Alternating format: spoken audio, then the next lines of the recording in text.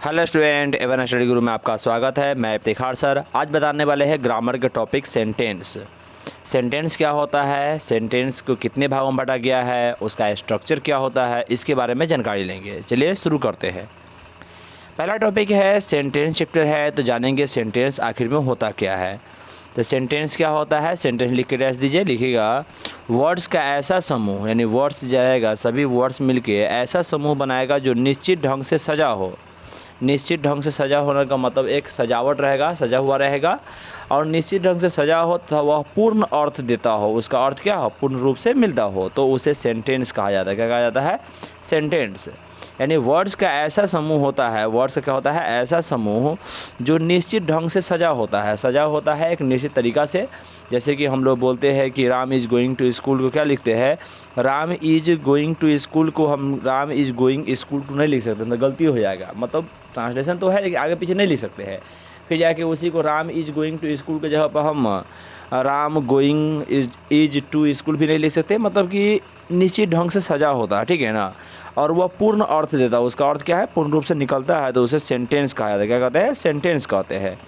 जैसे एग्जाम्पल में लिखा हुआ Ram is going to school, ये क्या है, राम है, इज है, गोइंग टू स्कूल है। इसमें देख रहे कई वर्ड मिले हुए, जैसे राम है एक वर्ड हुआ, एक वर्ड इज हुआ, एक वर्ड गोइंग हुआ, फिर टू हुआ, फिर स्कूल हुआ, कई वर्ड मिले हुए। तो कह रहा है कि समूह में, क्या है, समूह में और सजा हुआ है, जिसका अर्थ होता है कि Ram is going to school का मतलब राम विद्यालय जा रहा है। इसका अर्थ निकल रहा है, तो क्या होगा कि सजा हुआ भी है और अर्थ भी देता है। और सजा हुआ रहेगा तो अर्थ देवे करेगा, तो वह सेंटेंस है। लेकिन वही निचका वाला जो लिखे उसी को हम Ram is going school to लिख दिए है, ये सजा हुआ नहीं है, क्योंकि टू स्कूल होता है संबंध जोड़ने के लिए। तो यहाँ स्कूल टू लिख दिया है जो सजा हुआ नहीं, तो ये सेंटेंस नहीं होगा। यानी सेंटेंस है लेकिन गलत है। क्या है, गलत है। ऊपर का है Ram is going to school, sentence ये सही है, नीचे वाला क्या हो जाएगा, गलत हो जाएगा। अब आते हैं सेंटेंस को कितने भागों में बांटे गए। तो सेंटेंस को दो भागों होते हैं। कितने भाग होते हैं, दो भाग। सेंटेंस को दो भाग, कोई भी सेंटेंस होता है, सेंटेंस में दो भाग होते हैं हमेशा। कोई भी सेंटेंस बनाइए उसमें हमेशा दो भाग होते हैं। पहला होता है सब्जेक्ट, दूसरा होता है प्रेडिकेट। सब्जेक्ट दूसरा होता है प्रेडिकेट। सब्जेक्ट के SUBJECT सब्जेक्ट हुआ, प्रेडिकेट में PREDICATE प्रेडिकेट हो जाएगा, ठीक है। यानी कि सब्जेक्ट सेंटेंस के दो भाग है, एक सब्जेक्ट होता है, एक प्रेडिकेट होता है। अब जानेंगे सब्जेक्ट और प्रेडिकेट के बारे में। कहते हैं कि सब्जेक्ट और प्रेडिकेट हुआ, इसका मतलब सेंटेंस के दो भाग होते हैं। तो एक सेंटेंस में क्या होगा, सब्जेक्ट होगा प्लस प्रेडिकेट होगा, यानी पहला सब्जेक्ट रहेगा और उसमें प्रेडिकेट उसके बाद दिया रहेगा। अब जानेंगे कि सेंटेंस में सब्जेक्ट और प्रेडिकेट होता है, तो आखिर में सब्जेक्ट क्या है, प्रेडिकेट क्या है, इसके बारे में जानेंगे। सब्जेक्ट क्या होता है, तो सब्जेक्ट के बारे में पहले ही में बता चुके हैं के चैप्टर में, और यहाँ भी देख लीजिए। सब्जेक्ट क्या होता है, कार्य करने वाले व्यक्ति को या जिसके बारे में कहा जाए उसे सब्जेक्ट कहते हैं। काम करने वाला व्यक्ति जो होता है मेरा क्या होता है, सब्जेक्ट होता है, या जिसके बारे में कहा जाए। जैसे हम बोलते हैं कि राम विद्यालय जाता है, तो जाने वाला व्यक्ति कौन है, राम है, तो इसीलिए कहा गया काम करने वाले व्यक्ति को सब्जेक्ट कहते हैं, या जिसके बारे में कहा जाए। जैसे राम ईमानदार है, तो राम के बारे में कह रहे, वहाँ तो काम तो नहीं हो रहा है। और जब काम नहीं होता है तो इसका मतलब है कि जब काम नहीं हो रहा है तो वहाँ उसके बारे में कह रहे हैं। इसीलिए कहा गया कि जिस काम करने वाले व्यक्ति को या जिसके बारे में कहा जाए उसे क्या कहते हैं, हम सब्जेक्ट कहते हैं। क्या कहते हैं, सब्जेक्ट। तो इसका मतलब हमें मिल गया कि सेंटेंस में काम करने वाला व्यक्ति है, जिसके बारे में कहेंगे वो सब्जेक्ट होता है, तो पहले सब्जेक्ट मिल गया कि वो सब्जेक्ट हो जाएगा। अब दूसरा रह गया प्रेडिकेट। आखिर प्रेडिकेट क्या होता है, तो प्रेडिकेट को यहाँ लिखे हुए है, दिख रहा है सामने है, सब्जेक्ट के बारे में जो कुछ कहा जाए। अब सब्जेक्ट है, सब्जेक्ट के बारे में जो भी कुछ कहेंगे। अब मान लें कि हम बोलेंगे सब राम विद्यालय जा रहा है, तो राम यहाँ सब्जेक्ट है, विद्यालय जा रहा है ये कह रहा है। राम ईमानदार है तो ईमानदार होने का बोध हो रहा है। राम एक डॉक्टर है तो वहाँ डॉक्टर होने का बोध हो रहा है। राम अभी पढ़ रहा है तो वहाँ पढ़ने का बोध हो रहा है। मतलब जो भी कुछ कहा जाएगा, कहा जाए, वो सब क्या होता है, प्रेडिकेट होता है। या किसी भी सेंटेंस में सब्जेक्ट के अलावा शेष भाग प्रेडिकेट कहलाता है। यानी कि दो तरह से प्रेडिकेट को दर्शा सकते हैं। पहला हुआ कि सब्जेक्ट के बारे में जो भी कुछ कहेंगे वो आपको प्रेडिकेट होगा, जो ट्रांसलेशन के आधार पर देखा जाए हिंदी माध्यम में कि सब्जेक्ट को छोड़कर बाकी जो भी रह गया सब प्रेडिकेट है। इसलिए भाषा में लिख दिए कि किसी भी सेंटेंस में सब्जेक्ट के अलावा, मान लीजिए कि जो काम करने वाला व्यक्ति उसके अलावा शेष भाग यानी जो भी भाग बच गया है सारा सारा क्या कहलाएगा, प्रेडिकेट कहलाएगा। क्या कहलाएगा, प्रेडिकेट। जैसे Ram is going to school, इसमें क्या है, राम मेरा सब्जेक्ट है, इज गोइंग टू स्कूल मेरा क्या हो जाएगा, प्रेडिकेट हो जाएगा। ही रीड्स ए बुक, ये ही माने वह एक किताब पढ़ता है, इसका मतलब वह पढ़ता है तो वह हो जाएगा सब्जेक्ट। और रीड्स ए बुक जो बच गया क्या हो गया है, मेरा हो जाएगा प्रेडिकेट हो जाएगा। क्या हो जाएगा, प्रेडिकेट। अब आता है कि she has been singing a song since morning लिखा हुआ है, तो इसमें सी सब्जेक्ट है, बाकी जितना रह गया सारा का सारा प्रेडिकेट है, ध्यान ये रखना, ठीक है। यानी कि सब्जेक्ट है और प्रेडिकेट पूरा हो जाता है। Sita is beautiful, Sita is beautiful लिखा है तो सीता सब्जेक्ट है, सीता सुंदर है तो सीता सब्जेक्ट है, और बच गया इज ब्यूटीफुल, ये सब क्या है, प्रेडिकेट है। मतलब कि सब्जेक्ट के बाद जो भी बच जाता है सरासर क्या होता है, प्रेडिकेट होता है। प्रेडिकेट में कॉमन बात देखिएगा कि इज का प्रयोग है, सब्जेक्ट के बाद रीड्स है, हैज है, इज है। इसमें क्या होता है, किसी भी प्रेडिकेट में वर्ब का होना आवश्यक है, यानी कि प्रेडिकेट जो होता है, प्रेडिकेट में वर्ब का होना बहुत ज़रूरी होता है, बिना वर्ब के प्रेडिकेट होवे नहीं करेगा। यानी कि एक सेंटेंस बनाने के लिए सब्जेक्ट और प्रेडिकेट चाहिए, और कहा गया किसी भी प्रेडिकेट में वर्ब का होना ज़रूरी है, यानी इस प्रेडिकेट में क्या होना चाहिए, वर्ब होना चाहिए। तो इससे पता ये चलता है कि सब्जेक्ट है, प्रेडिकेट में वर्ब का होना ज़रूरी है, मतलब सब्जेक्ट के साथ वर्ब का होना ज़रूरी है। तो एक सेंटेंस के लिए क्या चाहिए, सब्जेक्ट और प्रेडिकेट। एक सेंटेंस के लिए क्या चाहिए, सब्जेक्ट और प्रेडिकेट।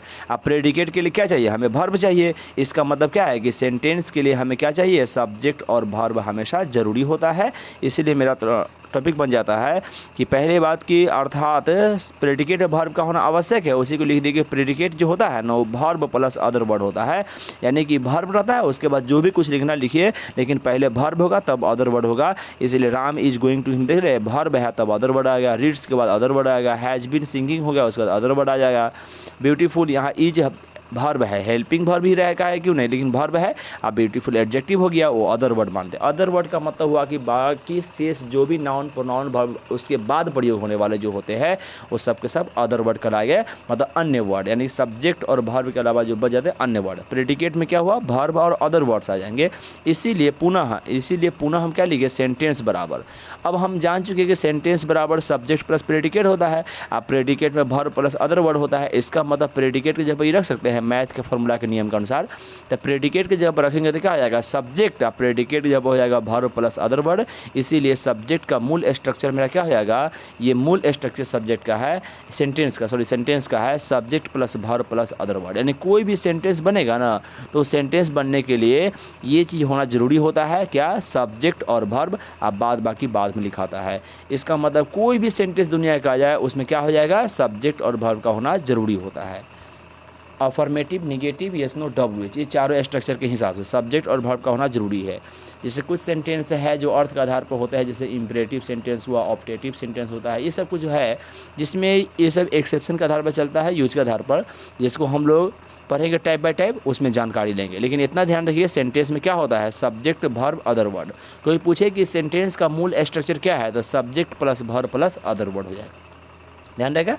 चलिए अब अगला टॉपिक देखते हैं कि सेंटेंस को आखिर में कितने भागों में बांटा गया, ठीक है।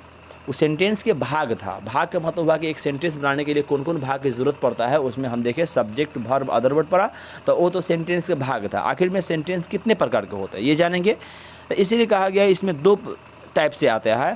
पहला टाइप होता है स्ट्रक्चर, दूसरा होता है मीनिंग, यानी अर्थ के आधार पर।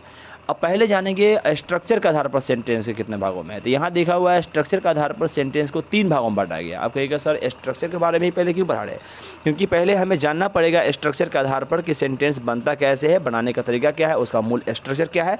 क्योंकि यही मूल स्ट्रक्चर पढ़ने के बाद आपको टेंस के हर स्ट्रक्चर याद करने की जरूरत नहीं पड़ता है, और इसी स्ट्रक्चर के माध्यम से आप सारा स्ट्रक्चर ध्यान रख सकते हैं। इसीलिए यहाँ स्ट्रक्चर के आधार पर पहले सेंटेंस को अध्ययन करेंगे। पहले क्या लिखा हुआ है, स्ट्रक्चर के आधार पर सेंटेंस को 3 भागों में बांटा है। कितने भागों में बांटा गया है, 3 भागों में। कौन कौन है, पहला है अफर्मेटिव सेंटेंस, दूसरा है निगेटिव सेंटेंस, तीसरा है इंट्रोगेटिव सेंटेंस। हो जाएगा ये, पहला हुआ अफर्मेटिव सेंटेंस, दूसरा हुआ निगेटिव सेंटेंस, तीसरा हुआ इंट्रोगेटिव सेंटेंस। अब तीनों के बारे में बारी बारी से अध्ययन करेंगे। क्या लिखा हुआ है, पहला अफर्मेटिव सेंटेंस, तो पहले जानेंगे अफर्मेटिव सेंटेंस होता क्या आखिर में। अफर्मेटिव सेंटेंस लिख के डैश दीजिए, लिखिएगा कि जिस वाक्य से सकारात्मक भाव व्यक्त हो उसे अफर्मेटिव सेंटेंस कहते हैं।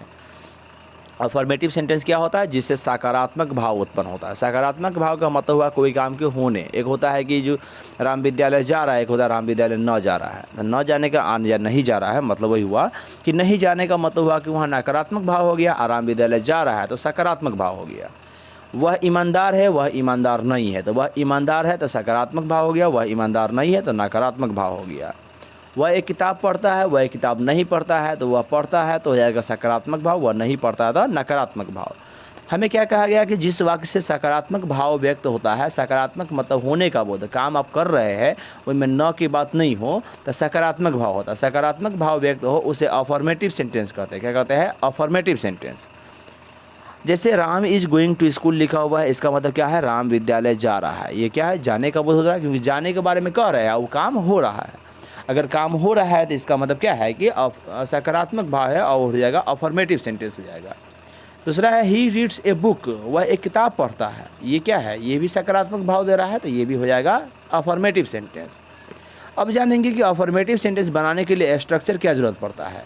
देखिए, दोनों जो टेंस के आधार पर देखिएगा तो दोनों अलग अलग टेंस का है, लेकिन दोनों का स्ट्रक्चर जो कॉमन स्ट्रक्चर होता है, जो अफर्मेटिव सेंटेंस के लिए होना चाहिए, वो स्ट्रक्चर क्या होता है? तो ये स्ट्रक्चर नीचे लिखा गया है। स्ट्रक्चर क्या होता है? Subject plus verb. वर्ब के रूप में दो प्रकार के वर्ब हो सकते हैं, या तो हेल्पिंग वर्ब आ सकता है या main verb plus other word. मतलब कि कह रहा है कि सब्जेक्ट होना चाहिए पहले, तब वर्ब होना चाहिए। सब्जेक्ट और वर्ब होना चाहिए, बीच में कुछ नहीं होगा। अफर्मेटिव सेंटेंस में पहले सब्जेक्ट होगा, फिर वर्ब होगा, तब अदर वर्ड होगा। वर्ब जो होगा वो या तो हेल्पिंग वर्ब हो सकता है या मेन वर्ब हो सकता है। मेन वर्ब होने के लिए दो टेंस आते हैं, जैसे प्रेजेंट इंडेफिनिट टेंस और पास्ट इंडेफिनिट टेंस, जिसमें डायरेक्ट मेन वर्ब आता है, हेल्पिंग वर्ब नहीं आता है। बाद बाकी सब में हेल्पिंग वर्ब आता है। तो इसमें क्या कहा गया कि स्ट्रक्चर जो होता है सब्जेक्ट प्लस वर्ब होता है। वर्ब में हेल्पिंग वर्ब तो आता ही है, मेन वर्ब भी रह सकता है, तो इसीलिए सब्जेक्ट प्लस वर्ब हो जाएगा। वर्ब में हेल्पिंग या main verb plus other word हो जाएगा। टेंस पढ़ेंगे तो हम लोग जानेंगे कि बारी बारी से कि कौन से टेंस में कौन सा स्ट्रक्चर है, और इस स्ट्रक्चर के बाद ट्रांसलेशन है, सारा जानकारी लेंगे। आप इस वीडियो को देखिए और लाइक कर दीजिए, सब्सक्राइब कर दीजिए साथ में, ताकि आपको जब भी हम टेंस पढ़ाएंगे आपके वीडियो आप देख सकते हैं और उसको समझ सकते हैं। चलिए इसमें देखते हैं। सब स्ट्रक्चर मेरा क्या हो गया? Subject plus verb plus other word हो गया, ये मेरा स्ट्रक्चर हो गया। अब स्ट्रक्चर के आधार पर हम कुछ एग्जाम्पल देख लेते हैं। जैसे कि लिखा क्या हुआ है, यहाँ पे कुछ एग्जाम्पल हम दिए हुए हैं। जैसे कि लिखा हुआ राम तेज है, तो राम इज इंटेलिजेंट लिखा हुआ है, ठीक है। अब राम मेरा क्या है? सब्जेक्ट है। इज मेरा क्या है? वर्ब है, और ये अदर वर्ड हो गया, इंटेलिजेंट अदर वर्ड हो जाएगा। तो क्या हो गया? सब्जेक्ट है, वर्ब है, अदर वर्ड है। फिर यहाँ लिखा हुआ है कि वह विद्यालय जा रहा है, ये कंटिन्यूअस में बनता है, जिसका होता है he is going to school होता है, यानी ही सब्जेक्ट हो गया, इज हो गया, मेरा क्या हो? वर्ब हो गया। जबकि इसे मेन वर्ब भी है गोइंग टू स्कूल, लेकिन ये सब अदर वर्ड के रूप में माना जाएगा। तो देखा जाए तो क्या हो गया? Subject plus verb plus other word हो गया। अब मतलब कि इसमें ये नहीं कहा गया कि ये हेल्पिंग वर्ब मेन वर्ब दोनों आया तो मूल स्ट्रक्चर में। मूल स्ट्रक्चर ये कह रहा है कि सब्जेक्ट के बाद वर्ब का होना जरूरी है। तो सब्जेक्ट ही के बाद इज आया कि नहीं आया है, उसके बाद मेन वर्ब आएगा कि नहीं आएगा, ये इसमें नहीं कहा गया कि नहीं आएगा। अदर वर्ड में कुछ भी आ सकता है, मेन वर्ब आवे, मेन वर्ब दोबारा आवे। कभी कभी होते हैं कि एक मेन वर्ब स्ट्रक्चर का आधार पर होता है, एक अन्य वर्ब आता है जो टू प्लस V1 के रूप में प्रयोग किया जाता है, जिसको हम टेंस में विस्तार में पढ़ेंगे, ठीक है। चलिए इसमें देखते हैं क्या है कि he is going to school लिखा हुआ है, तो ही मेरा सब्जेक्ट हो गया, ई जो मेरा वर्ब हो गया, गोइंग टू स्कूल है, गोइंग भी वर्ब है, और टू स्कूल मेरा अदर वर्ड हो गया। तो इसीलिए मूल स्ट्रक्चर से मैच खा रहा है, subject plus verb plus other word. तीसरा एग्जाम्पल है वह किताब पढ़ता है, तो वह किताब पढ़ता है, तो वह के लिए हो गया ही, आप पढ़ना का रीड्स, तो ही रीड्स ए बुक हो गया। अब देखिए इसमें हेल्पिंग वर्ब नहीं है, जैसे ही माने वह सब्जेक्ट हो गया, रीड्स मेरा क्या हुआ? वर्ब हो गया। जो वर्ब क्या है? मेन वर्ब है। ऊपर के दो एग्जाम्पल में देखिए हेल्पिंग वर्ब था, लेकिन नीचे का एग्जाम्पल जो तीसरा एग्जाम्पल उसमें हेल्पिंग वर्ब नहीं है। ए बुक मेरा क्या हो गया? अदर वर्ड हो गया। इसका मतलब subject plus verb plus other word हो जाएगा। क्या हो जाएगा? Subject plus verb plus other word हो जाएगा। ये इसका स्ट्रक्चर हो गया। क्लियर है? अफर्मेटिव सेंटेंस का स्ट्रक्चर को आराम से ध्यान रखिएगा, subject plus verb plus other word होता है। यानी कभी भी दुनिया कोई भी सेंटेंस आवे, अगर टेंस के वॉइस के टेंस क्या स्ट्रक्चर आएगा, उस स्ट्रक्चर को याद करने के समय ये ध्यान रखिएगा कि सब्जेक्ट के बाद वर्ब ये होगा, वर्ब के अलावा दूसरा चीज़ नहीं हो सकता है। बाद बाकी उस टेंस के आधार पर अदर वर्ड का उपयोग किया जाएगा, ठीक है। चलिए अब आते हैं अफर्मेटिव के बाद दूसरा बाकी मेरा था निगेटिव सेंटेंस। क्या था? Negative sentence. अब जानेंगे निगेटिव सेंटेंस क्या होता है। निगेटिव सेंटेंस क्या होता है? जिस वाक्य से नकारात्मक भाव व्यक्त हो उसे निगेटिव सेंटेंस कहते हैं। सिंपल सी बात है कि अफर्मेटिव में हमें सकारात्मक भाव हुआ तो नकारात्मक भाव भी होगा, और नकारात्मक भाव का मतलब होता है काम को नहीं होने का बोध होता है, यानी काम जो कह रहे हैं ना उसके न होने का बोध होता है, और मेरा क्या होता है? नकारात्मक भाव होता है। इसीलिए कहा नकारात्मक भाव का भाव व्यक्त हो उसे क्या कहते हैं, निगेटिव सेंटेंस कहते हैं। क्या कहते हैं, निगेटिव सेंटेंस कहते हैं। जैसे एग्जाम्पल में लिखा हुआ है Ram is not going to school, Ram विद्यालय नहीं जा रहा है। राम विद्यालय नहीं जा रहा है तो नहीं का मतलब यहाँ नकारात्मक भाव हो गया, यानी राम को विद्यालय नहीं जा रहा है तो नकारात्मक भाव उत्पन्न हो गया, और नकारात्मक भाव उत्पन्न हो गया तो ये मेरा क्या हो जाएगा, निगेटिव सेंटेंस हो जाएगा। दूसरा क्या लिखा हुआ है, he does not read a book, वह एक किताब नहीं पढ़ता है। नहीं का बोध हो रहा है, निगेटिव हो गया, निगेटिव हो गया तो मेरा क्या होगा, ये निगेटिव सेंटेंस हो जाएगा, नकारात्मक भाव है, निगेटिव सेंटेंस हो गया। क्लियर है। चलिए अब जानते हैं कि इसको बनाने के लिए कौन से मूल स्ट्रक्चर का प्रयोग किया गया है। दोनों दो टेंस का है, दोनों का अपना अपना स्ट्रक्चर प्रयोग किया गया है, जिसमें गोइंग हो गया है, यहाँ रीडिंग ना हो गया, रीड का प्रयोग किया गया है। लेकिन हम देखेंगे आखिर में मूल स्ट्रक्चर क्या है। तो स्ट्रक्चर जो हो जाएगा सब्जेक्ट प्लस हेल्पिंग वर्ब, उसमें वर्ब था जो हेल्पिंग मेन, दोनों में से कोई भी हो सकता है, लेकिन यहाँ कंडीशन है निगेटिव में कि सब्जेक्ट के बाद हेल्पिंग वर्ब का होना अति आवश्यक है, ज़रूरी है, हर हाल में होना चाहिए, तब ये बनेगा। इसीलिए सब्जेक्ट प्लस हेल्पिंग वर्ब, और तब उसके बाद नॉट का प्रयोग है, क्योंकि नहीं के लिए नॉट का प्रयोग करेंगे। अब बाद बाकी जो बच जाएगा मेन वर्ब हो या कुछ भी हो, सब बाद में प्रयोग किया जाएगा। यही कारण है कि पहले सब्जेक्ट होता है, तब हेल्पिंग वर्ब होता है, तब नॉट होता है, तब बाद बाकी जो होता है उसको बाद में प्रयोग करते हैं। जैसे कि राम तेज नहीं है लिखे यहाँ पे, तो क्या हुआ, राम के लिए राम ये हुआ सब्जेक्ट, हेल्पिंग वर्ब हो गया इज, और नहीं के लिए नॉट का प्रयोग किया, तेज के लिए इंटेलिजेंट जो अदर वर्ड हो जाएगा, तो हो गया सब्जेक्ट हेल्पिंग वर्ब नॉट और अदर वर्ड हो जाएगा। दूसरा है वह विद्यालय नहीं जा रहा है, तो वह के लिए हो गया ही इज नॉट, मतलब सब्जेक्ट हुआ इज, हेल्पिंग वर्ब नॉट आ गया। अब गोइंग टू स्कूल हो जाएगा, जो मेन वर्ब और अन्य वर्ड जो होते हैं सब अदर वर्ड में आ जाएंगे मूल स्ट्रक्चर के हिसाब से। बाकी इसके अपने टेंस के स्ट्रक्चर के हिसाब से ये तो V4 का प्रयोग होता है, वो तो रहेगा ही। इसीलिए he is not going to school हुआ, इसमें क्या है, subject plus helping verb plus not plus other word, यानी जो अन्य वर्ड है जो बाद में प्रयोग किया गया है। अगला क्या है कि वह किताब नहीं पढ़ता है। अब वह किताब नहीं पढ़ता है तो हम आपको, यदि आप पढ़े होएगा टेंस तो आपको ध्यान होगा, और जो व्यक्ति नहीं पढ़े आगे जरूर पढ़ लीजिएगा कि टेंस में प्रेजेंट इंडेफिनिट के अफर्मेटिव में डू डज का प्रयोग नहीं था, लेकिन यहाँ पर नेगेटिव के लिए डू डज का प्रयोग करना होता है। क्यों, क्योंकि मूल स्ट्रक्चर क्या कहता है कि सब्जेक्ट के बाद हेल्पिंग वर्ब होना जरूरी है, और तब ये नॉट होगा, बिना हेल्पिंग वर्ब नॉट का प्रयोग नहीं होगा। यही कारण है कि यहाँ ही के बाद आपको डू डज का प्रयोग करना होता है, जिसके लिए ही डज होता है, तब नॉट आया, मतलब ही सब्जेक्ट हुआ, डज हेल्पिंग वर्ब, नॉट हुआ, तब ये अदर वर्ड हुआ जो मेन वर्ब अन्य वर्ड है, तो ये हो जाएगा subject helping verb not main other word हो जाएगा। क्लियर है। चलिए निगेटिव सेंटेंस लगभग क्लियर हो गया होगा। इसका स्ट्रक्चर आप ध्यान रखिएगा कि सब्जेक्ट होता है, हेल्पिंग वर्ब होता है, नॉट होता है, तब अदर वर्ड का प्रयोग किया जाता है। चलिए अब आगे बढ़ते हैं, इंटरोगेटिव सेंटेंस के बारे में जानेंगे। इंटरोगेटिव सेंटेंस क्या होता है। इंटेरोगेटिव सेंटेंस जिस वाक्य से प्रश्न पूछने का बोध होता है उसे इंटेरोगेटिव सेंटेंस कहते हैं। मान लीजिए कोई वाक्य ऐसा है जिससे प्रश्न पूछने का बोध होता है। प्रश्न पूछने मतलब कोई व्यक्ति आया, कोई प्रश्न पूछ के चला गया, अब प्रश्न पूछने का बोध होता है, वो क्या होता है, इंटरोगेटिव सेंटेंस हो जाएगा। क्या हो जाएगा, इंटेरोगेटिव सेंटेंस। इंटेरोगेटिव का स्पेलिंग ध्यान रखिएगा, INTRRO होता है, GATIV, इंटरोगेटिव सेंटेंस। अब समझ में आ गया कि प्रश्न पूछने का जो बोध होगा उसे क्या कहेंगे हम लोग, इंटरोगेटिव सेंटेंस कहेंगे। अब प्रश्न पूछने वाला जो भी वर्ड होता है सबका सब क्या होता है, इंटरोगेटिव सेंटेंस होता है। अब देखिए इंटरोगेटिव सेंटेंस जो है उसका एग्जाम्पल क्या लिखा, is Ram going to school. Is Ram going to school का मतलब होता है क्या राम विद्यालय जा रहा है।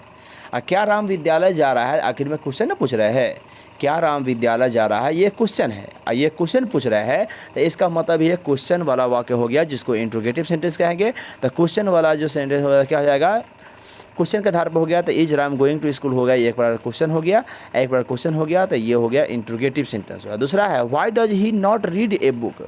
कहते हैं कि वह एक किताब क्यों नहीं पढ़ता है, और जब क्यों नहीं पढ़ता है तो ये भी तो क्वेश्चन हो गया, क्योंकि क्वेश्चन पूछ रहे हैं, और ये दोनों क्वेश्चन यानी प्रश्न पूछने का बोध हो रहा है, दोनों के दोनों क्या हो जाएगा, इंटरोगेटिव सेंटेंस होगा, इंटेरोगेटिव सेंटेंस हो जाएगा। क्लियर है। अब होता है कि इंटरोगेटिव सेंटेंस के कितने भागों में बांटा गया, क्योंकि इंटरोगेटिव सेंटेंस में दो प्रकार, देखिए ऊपर आया है क्या, और राम विद्यालय जा रहा था, इसका होता है हाँ या ना, या तो विद्यालय जाएगा था हाँ, ना तो नहीं होगा। लेकिन वो वही पूछ दे कि राम विद्यालय क्यों जा रहा है, तो इसमें जवाब देना पड़ेगा हाँ या ना, नहीं कर सकते। इसी आधार पर इंटरोगेटिव सेंटेंस को है ना दो भागों में बांटा गया है। तो स्टार्ट देखिए लिखे हुए इंटरोगेटिव सेंटेंस को दो भागों में बांटा गया है। पहला हो जाएगा येस नो क्वेश्चन, दूसरा हो जाएगा WH क्वेश्चन। पहला क्या हो जाएगा, येस नो क्वेश्चन, दूसरा हो जाएगा WH क्वेश्चन। अब जानेंगे यस नो क्वेश्चन क्या होता है, WH क्वेश्चन क्या होता है। ठीक है, चलिए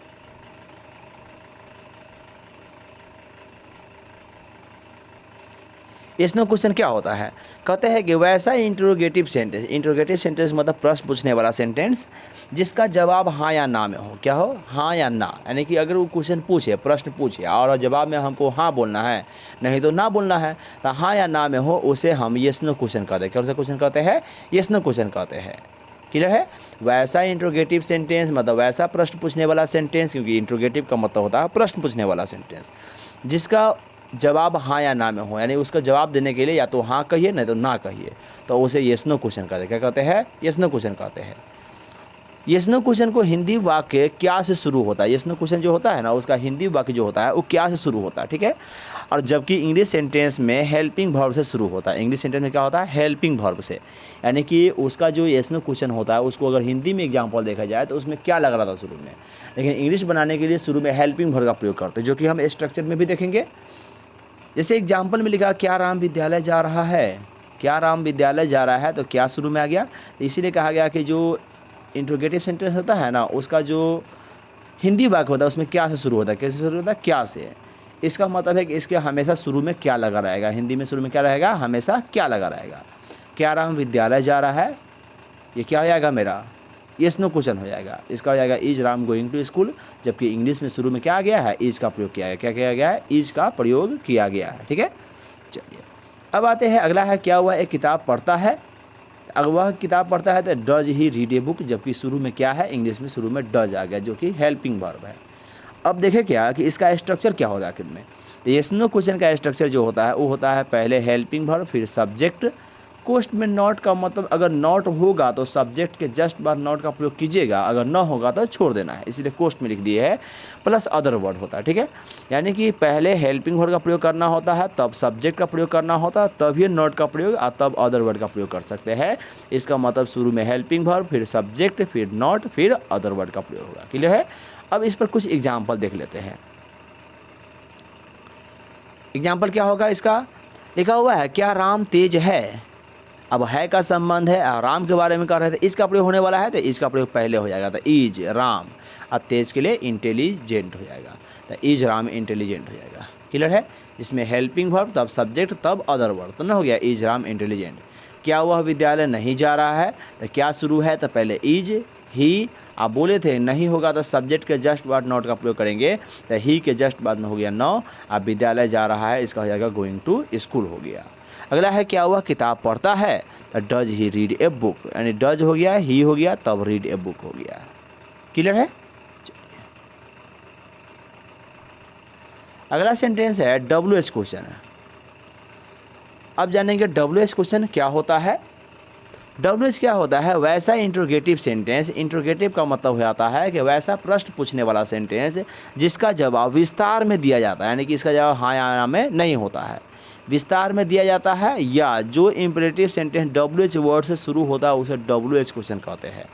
यानी कि इंग्लिश के लिए है, माने हिंदी के लिए हम देखें क्या है, या उसके सेंस के लिए देखें तो क्या हो जाएगा, वैसा इंट्रोगेटिव सेंटेंस जिसका जवाब विस्तार में दिया जाता है, यानी जिसका जवाब हाँ या ना में नहीं होकर विस्तार में होता है, उसे क्या कहते हैं, जो इंट्रोगेटिव सेंटेंस में WH वर्ड से शुरू होता है। क्या होता है, WH वर्ड से शुरू होता है, उसे WH क्वेश्चन कहते हैं। क्या कहते हैं, WH क्वेश्चन कहते हैं। अब हुआ कि WH वर्ड से शुरू होगा तो उसे WH क्वेश्चन कहेंगे। आखिर में WH वर्ड होता क्या है आखिर में, ये जानेंगे। इसके जानने के लिए यहाँ हम लिख दिए WH वर्ड के बारे में कि WH वर्ड क्या होता है। इसके लिए बताया गया कि जिस वर्ड से प्रश्न पूछा जाए वह WH वर्ड कहलाता है, यानी वैसा वर्ड होगा जिससे प्रश्न पूछने का बोध होता है, या जिससे प्रश्न पूछा जाए उसे क्या कहेंगे, WH वर्ड कहेंगे। अब एग्जाम्पल क्या होगा, जैसे व्हाट माने क्या होता है, हु माने कौन होता है, व्हाई माने क्यों होता है, वेयर माने कहाँ होता है, व्हेन माने कब होता है, हाउ माने कैसे होता है। इसके अलावा बहुत सारे WH वर्ड होते हैं जिसमें डायरेक्ट होता है और कम फॉर्मेटिंग होता है। फॉर्मेटिव का मतलब होता है कि फॉर्मेट किया होता है, जैसे 2-3 को वर्ड मिला के, जैसे इसमें है वेयर है लेकिन फ्रॉम वेयर कहेंगे तो कहाँ से हो जाएगा, सिंस व्हेन कहेंगे तो कब से हो जाएगा। इसमें एक हाउ छूटा ना, नीचे हाउ ना, हाउ माने कैसे होता है, जबकि हाउ मैनी माने कितने हो जाता है। ये सब वर्ड का प्रयोग है ना, ग्रामर के एक टॉपिक बना के हम दे देंगे, कभी दे देंगे। वीडियो में लगे सब्सक्राइब कर दीजिएगा तो बाद में आपको नोटिफिकेशन जाएगा, आप देख सकते हैं। ठीक है, WH वर्ड जो होते हैं उसमें बहुत सारे WH वर्ड होते हैं, उसके उपयोग होते हैं, सारा का एग्जाम्पल हम बना के हम दे देंगे आपको। इस वीडियो को अपलोड करेंगे। चलिए पहले देख लिए कि WH वर्ड क्या होता है, जिससे प्रश्न पूछने का बोध होता है। अब देखिए प्रश्न पूछने का बोध होता है ना, इसको WH वर्ड नाम क्यों रखा गया, क्योंकि देखिएगा जो भी प्रश्न पूछने का बोध होता है सब के सब देख रहे W शुरू है और ए वो क्या है नीचे में H से शुरू है, इसलिए इसका नाम रख दिया कि W से शुरू होता है और A से शुरू होता है तो WH नाम रख दिया। कहिएगा सर WH से शुरू होने वाले तो और सारे भी वर्ड होते हैं, लेकिन एक्सेप्शन नहीं माना गया कि ये क्वेश्चन पूछने वाला वर्ड है और W और A से शुरू होता है तो इसीलिए इसका नाम रख दिया गया WH वर्ड। बाकी सारे W शुरू होने वाले सब इसी में नहीं आएगा, ठीक है ना। ध्यान रखिएगा कि जिससे प्रश्न पूछने का, यहाँ जिस वर्ड से प्रश्न पूछा जाए WH वर्ड कहलाता है। इसको हम ये भी बोल सकते हैं कि जिस वर्ड से प्रश्न पूछा जाता है ना वो W और A से शुरू होता है, इसलिए इसे WH वर्ड भी कहा गया है। क्लियर है। चलिए अब देखते हैं कुछ एग्जाम्पल WH क्वेश्चन का। राम कब पढ़ने जाता है, इसका हो जाएगा when does Ram go to school. क्या हो गया, when does Ram go to school. अब है बनाने के लिए क्या देखें, व्हेन का शुरू हो गया है। अब व्हेन शुरू हुआ है तो WH वर्ड लगा है, तब हेल्पिंग वर्ब तो राम गो टू पढ़ने जाता है तो गो टू रीड है। ठीक है। उसने यह काम कैसे पूरा किया है, तो how does he completed this work. इसमें शुरू क्या है, हाउ है, यानी क्वेश्चन पूछ रहा है, इसका जवाब विस्तार में होता है। इसका स्ट्रक्चर क्या होता है, मूल स्ट्रक्चर ये होता है कि पहले WH वर्ड का प्रयोग करेंगे, तब हेल्पिंग वर्ब का प्रयोग करेंगे, तब सब्जेक्ट का, तब नॉट होगा तो नॉट का, तब अदर वर्ड आएगा। मतलब कि सबसे पहले WH वर्ड का प्रयोग करना हो, कहीं भी बीच में, कहीं भी ट्रांसलेशन के बीच में हो, अंत में हो, शुरू में, कहीं भी लिखा हो, शुरू में नहीं रहता है, बीच या अंत में रहता है, या बीच में कहीं आगे पीछे रहेगा। ट्रांसलेशन घुमा के दिया जाए, देखना होगा WH वर्ड कौन है। WH वर्ड मतलब जिससे क्वेश्चन पूछता है, जैसे रहेगा क्या कर रहे हो, कैसे हो, ये सब, कैसे हुआ, कहाँ हुआ, ये सब वर्ड जो WH वर्ड है इसको ढूंढेंगे कहाँ लिखा हुआ है और उसको सबसे पहले प्रयोग करेंगे। इसलिए पहले WH वर्ड प्रयोग होगा, तब हेल्पिंग वर्ब। अब हेल्पिंग वर्ब प्रयोग करने के लिए जानते हैं कि सब्जेक्ट के आधार पर होता है, तो सब्जेक्ट ढूंढेंगे और देखेंगे सब्जेक्ट के आधार पर कौन सा हेल्पिंग वर्ब प्रयोग होना है, उसको पहले प्रयोग करेंगे। तो पहले WH तब हेल्पिंग वर्ब, तब आएगा सब्जेक्ट, तब उसके बाद क्या आएगा सब्जेक्ट। अगर नॉट होगा तो नॉट का प्रयोग करेंगे, नहीं होगा तो छोड़ देंगे। अब बाद बाकी अदर वर्ड बाद में प्रयोग होगा। इसका क्या होगा, WH word plus helping verb plus subject plus not plus other word, ये इसका मूल स्ट्रक्चर है। जैसे राम कैसे तेज है, तो राम कैसे तेज है, तो हाउ इज राम इंटेलिजेंट, यानी कि हाउ पहले आया, तब हेल्पिंग वर्ब आया, तब राम आया, तब तेज के लिए इंटेलिजेंट आया। क्लियर है। वह विद्यालय क्यों नहीं जा रहा है, तो वह के लिए हो जाएगा वाई, क्यों के लिए हो जाएगा वाई, क्यों यहाँ लिखा हुआ है, ढूंढ के लाया, पहले why is he not going to school. वह कब किताब पढ़ता है, तो when does he read a book. Clear है। चलिए सेंटेंस का स्ट्रक्चर के आधार पर यहाँ तक ख़त्म हो गया। अब अगले वीडियो में हम जानेंगे कि मीनिंग के आधार पर, यानी कि अर्थ के आधार पर कैसे पढ़ा जाता है। यानी कि अर्थ के आधार पर सेंटेंस को कई भागों में बांटा गया है, 5 भागों में बांटा गया है ऐसे, उसके बारे में जानकारी लेंगे और अगले वीडियो में पढ़ेंगे। जो व्यक्ति नए हैं सब्सक्राइब जरूर कर दीजिएगा, समझ में आ गया है तो लाइक ज़रूर कर दीजिए और कमेंट जरूर करके बताइएगा कि हाँ यह अच्छा लग रहा है या बुरा लग रहा है, जो भी हो आप कमेंट करके बताइएगा। मिलते हैं अब अगले वीडियो में।